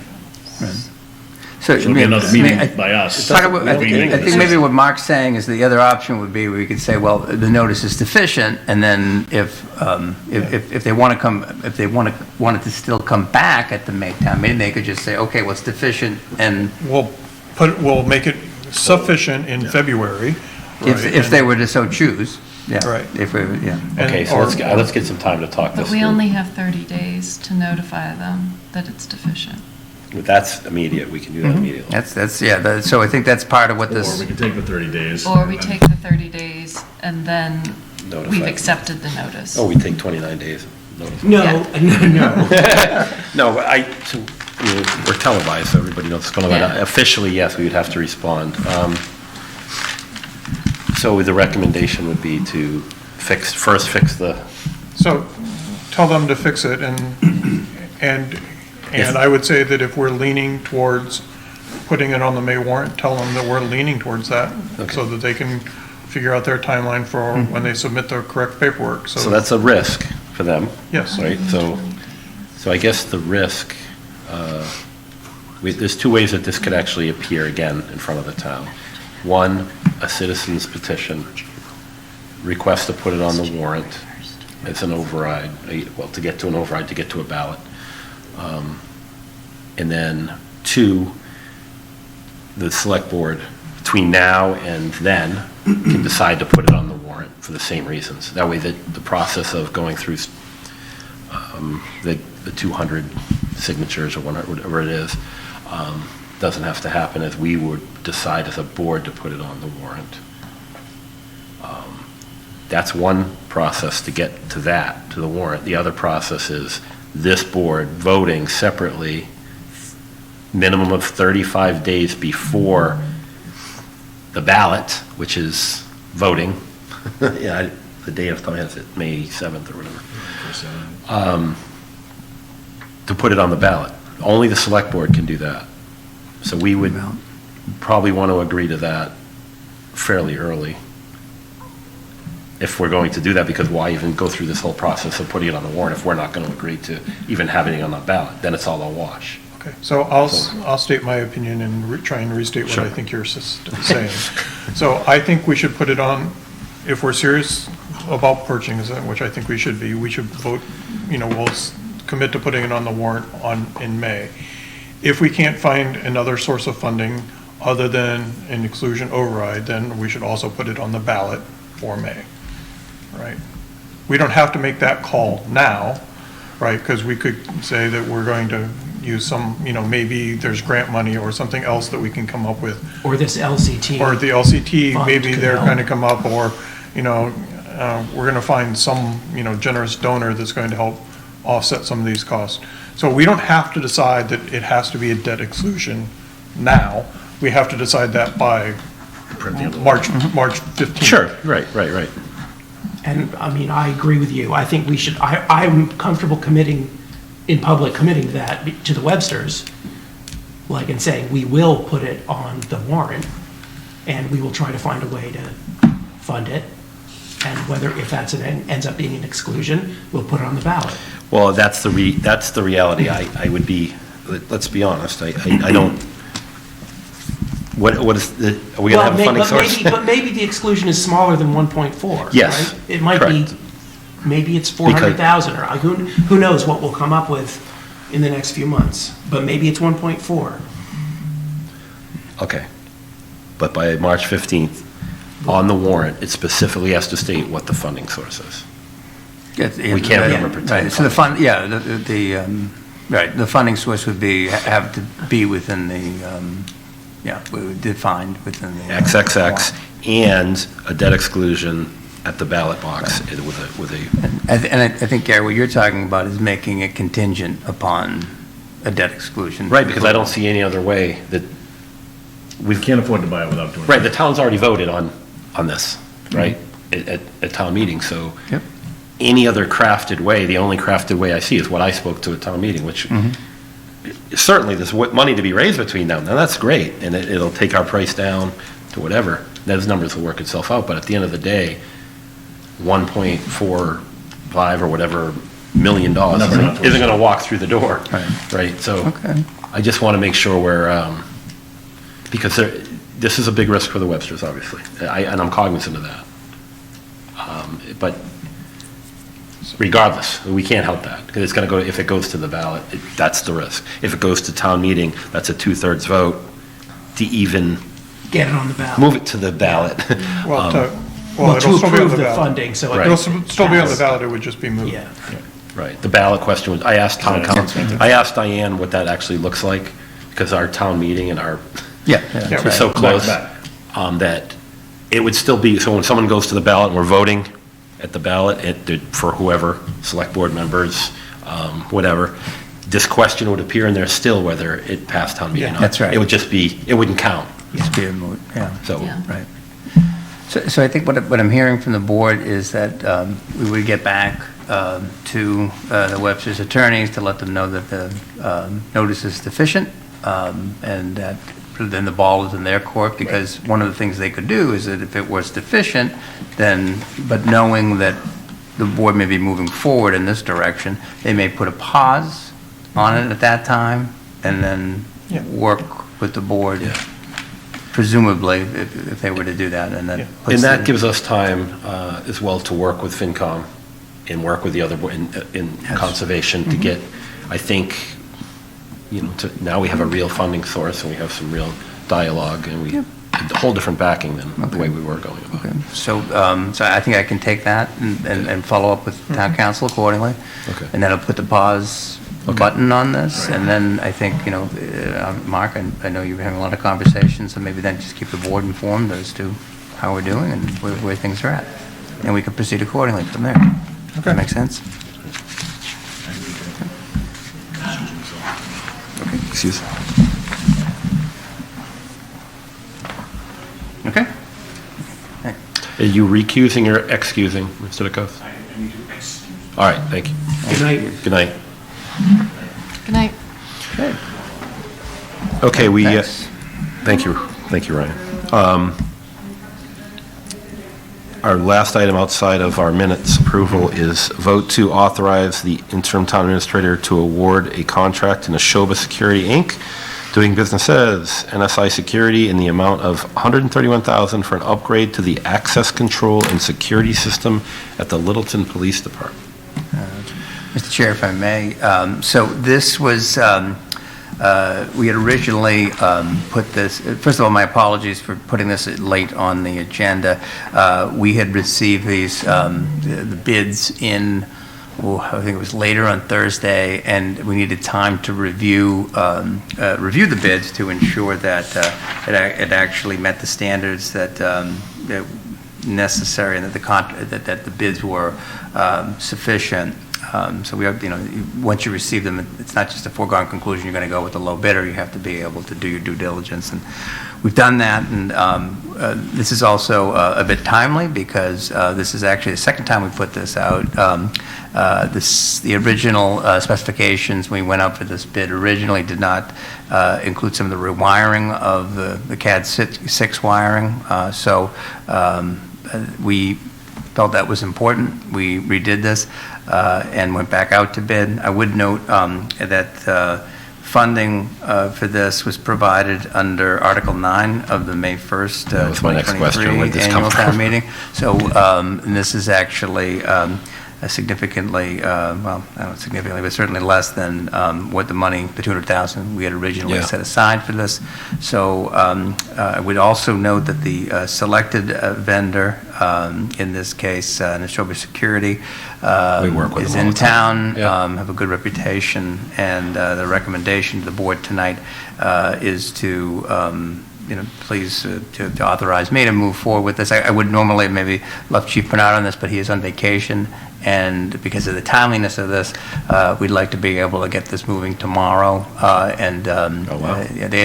They currently have some temporary systems set up there, so it's not ideal for the police department to getting by, but this will allow them to basically start anew and meet the objectives the town meeting has already approved the funding for. So if anyone has any questions. Doesn't help that they're 50 yards from the police station. Yeah, They're right. the business. Closest business to the We know where police they are.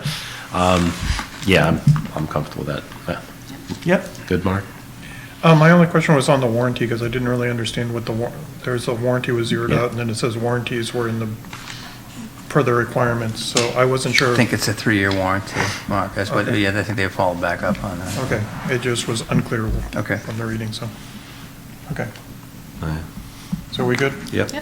Move the select board vote to authorize interim town administrator Ryan Farrar to execute a contract agreement between the town and Neshoba Securities, Inc., doing business as NSI Security in the amount of $131,000 to provide equipment, installation, and related services for the upgrade of the access control and security system at the Littleton Police Department located at 500 Great Road. Second. Moved by Mark, seconded by Karen. All those in favor? Aye. All right, last item of business, approve minutes of November 1st, 2023, and November 2nd, 2023 meetings.